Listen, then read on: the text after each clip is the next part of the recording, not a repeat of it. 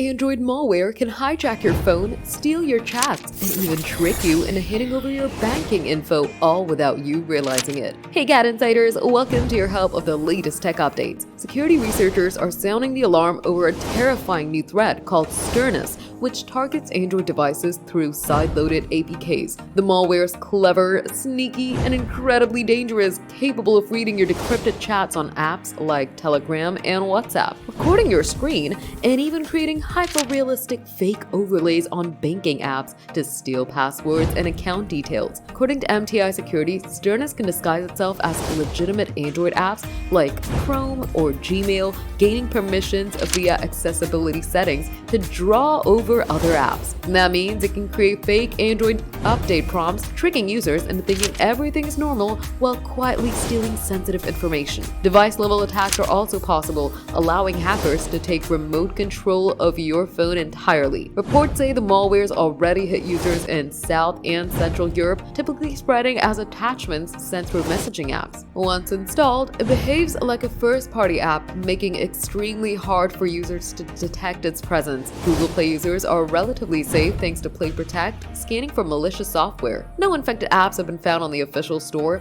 but sideloading apps from unknown sources, that's where the danger lies. Experts warn this is a chilling reminder to be extremely cautious with APKs downloaded from third-party sites. Even if your Android phone has top-notch security features, malware like Sturnus proves hackers are constantly finding new ways to exploit vulnerabilities. So if you value your private chats and banking information, think twice before installing anything outside the Play Store, because your phone could be under attack without you even knowing it. For more updates, tips, and tricks, like this video, comment, and subscribe to GadInsider.